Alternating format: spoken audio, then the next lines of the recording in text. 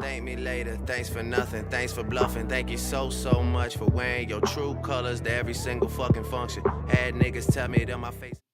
Okay, so now we'll move on to the next topic for this video, called the directional derivative. Directional derivative. So it's kind of in the name. We're going to be taking derivatives of graphs or something like that, right? So derivatives of something in a certain direction. That's basically it. That's like an overview or like summary of what we're going to be doing. Formally, what a directional derivative is the derivative in the direction of like a unit vector. Okay, so derivative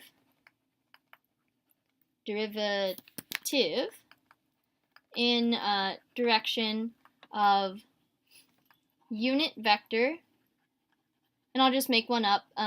Unit vector u is equal to like hk, they usually use in the book and stuff. So that would be it's given by d sub u f of p. Okay, so and this is gonna look really like complicated and kind of messy, but I just wanted to put out the formal definition, and then I'll explain actually like what it means to to us. So p is like ab, that's the point that we're based at, okay, and then this is going to be equal to the limit as t goes to 0 of, okay, you ready for this? So f of a plus th comma b plus tk minus f of ab all over a t. Okay, so what this means, I'm actually going to not try to explain it here right now with this formula here. I like to explain things more graphically, so we shall do so on the next slide. So what are we saying, like conceptually? What is a directional derivative?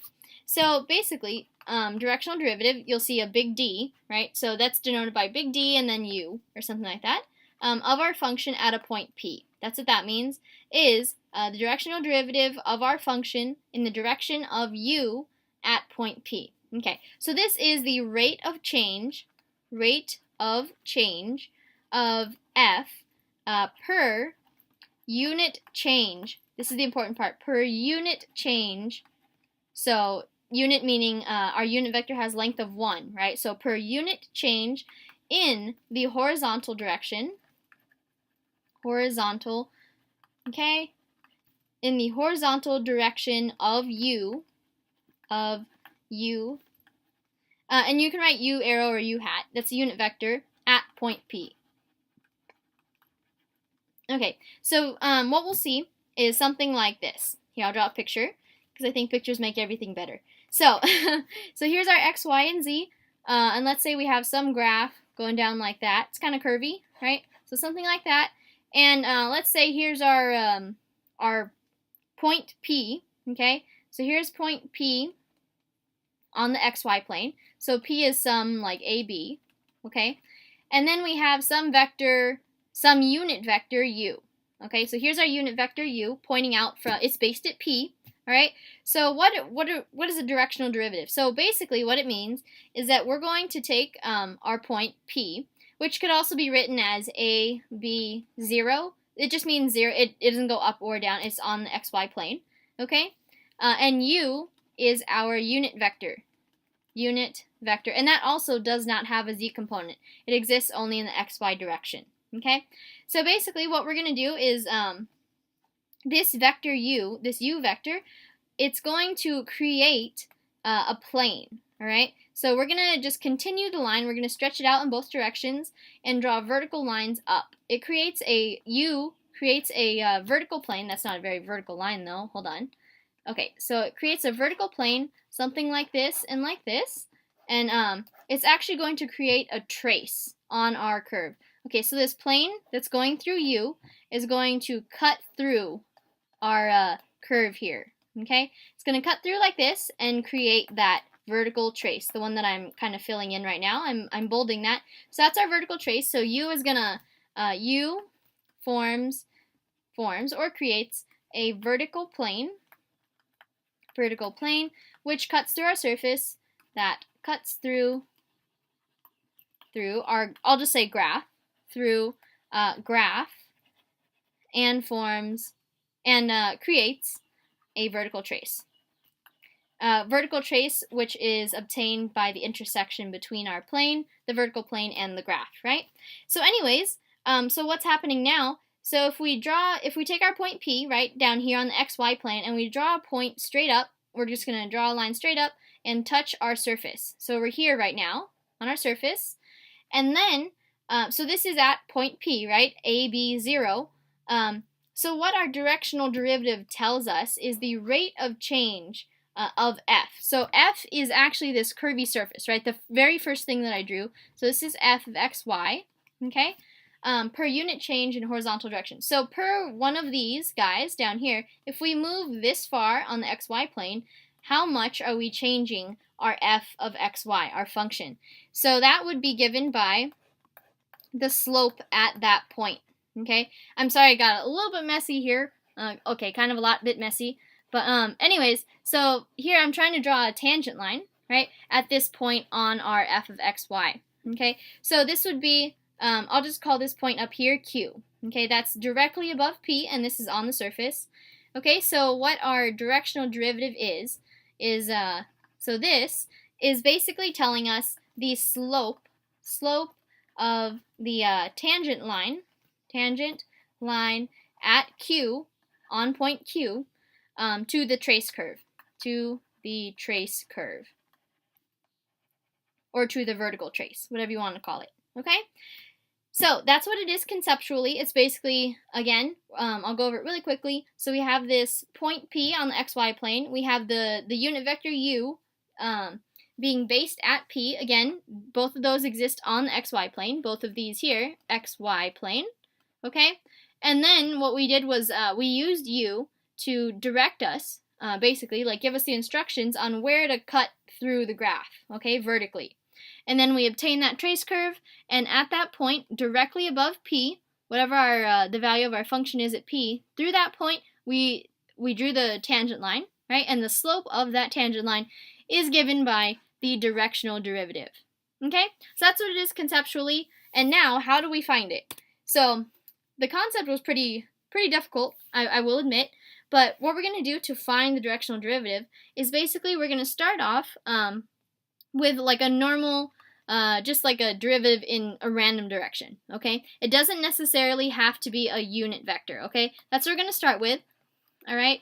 So we're going to say that we're going to calculate this when our vector v isn't necessarily a unit vector, okay? So let's see where we go from here. Okay, so what so this is the directional derivative, right, of f at AB. Okay, this is the derivative, is the derivative at, we're going to say t equals 0, so time is like 0, of a composite function called composite. So that means one function being inside of another, right? So of composite function f of c of t, okay? Where we have that here we go. This will all come together, don't worry. So where f is a function of two variables, an x and y, okay? And our c of t, our path, so this is where like the whole like chain rule and path comes in. And c of t is given by a plus th and then b plus tk, all right? So here, if we start at t equals 0, then this term goes away and this term goes away, and we're at AB, right? So then when we would actually plug that in, we'd have f of AB, okay? So this is f of AB. That's what it gives us. That's why we start at t equals 0. But anyways, so this is, why did I just randomly pick these two things? So pretend I didn't cross the th out. The th is still there, and the tk is still there, okay? So f of xy, that is basically telling us the height, right? So the height or the surface, height/surface, which depends on x and y. That depends on our xy position, okay? And what is our c of t? The significance of this is that it's based at AB. It goes through the point AB, so passes through AB. This is actually the parameterization of a line, right? That passes through the point AB and has slope or direction. So I'll say direction vector of V is equal to HK. And this direction vector is also the same thing as C prime of T, right? Because then if you derive that once, then you get HK. Okay, so this thing here, that's our parameterization that we do know how to do. That's parameterization of a line that exists on the XY plane.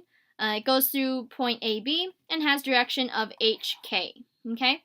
All right, and then this f of xy, this is basically just telling you, like, translating from that line down here, or translating from any points on the xy plane, that tells you the height, the z coordinate based on that position, okay?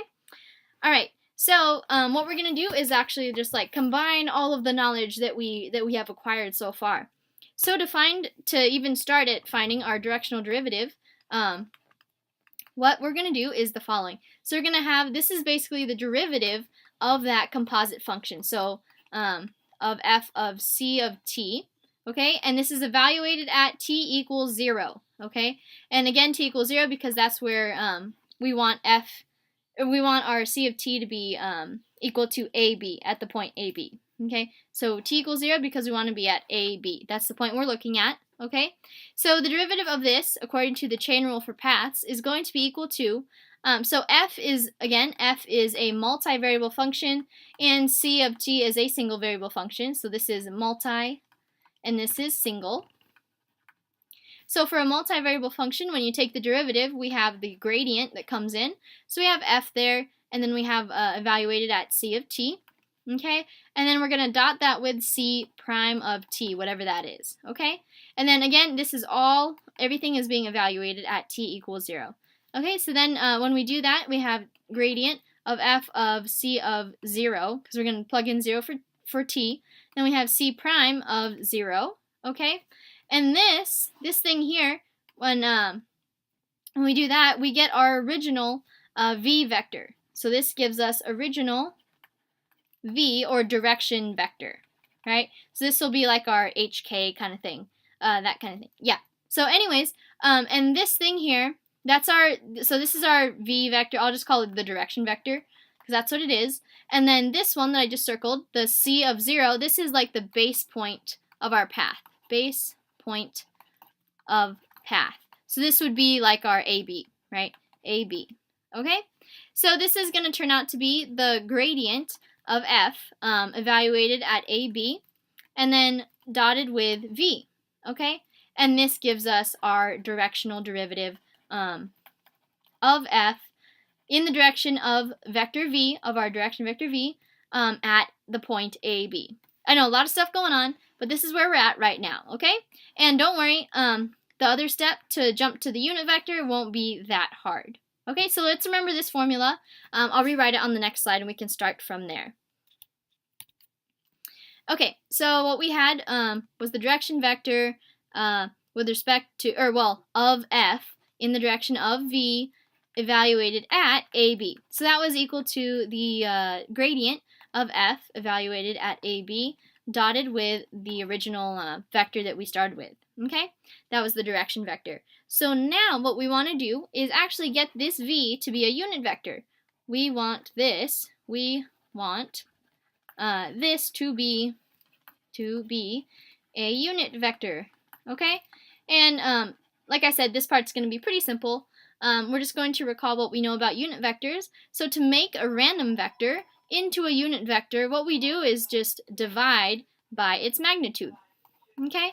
Therefore, like when you actually go to take the magnitude of this entire thing, it'll end up being a 1. Okay? So this is a unit vector, all right? So to make, and you could also write this as u hat just as well. You could do a hat or an arrow for unit vectors. Anyways, so what we're going to do is just divide this guy by the magnitude, okay? So to make du a unit vector now, AB, the gradient part will stay the same, okay? So we have gradient of f evaluated at AB, okay? But now we have, instead of times just v by itself, we're making this a unit vector, so we just want to force it to be divided by the magnitude so that this is kind of like our u, right? That's our unit vector. Okay, and it's as simple as that. We just added in that factor there of dividing by the magnitude. Okay, so this is, and another way you could rewrite this, just instead of like AB, because we know that P is equal to AB, that's the point that we want to center it at, or start it at. So this could just as well be F of P is equal to the gradient of F at P times, or dotted with the vector, the V vector divided by its magnitude. And you can always move the magnitude out in front, because that's just a constant, right? That's just another factor out there. And then we have F at P dotted with V. Okay, so this is the important part down here. That's our, kind of like our conclusion, I suppose you could say. All right, so that is, this is formally the directional derivative. Because the directional derivative is when we're dealing with unit vectors, okay? So we did get it into unit vector form, but before we just had, when we were just dealing with V, that was not necessarily a unit vector, then that technically can't be called a directional derivative, but it was just the derivative in a certain direction. It doesn't really have a name, so this thing here is kind of like a no name, but this thing down here, when you do have that unit vector, it can be called a directional derivative. Okay? So let's try an example of this. Yes,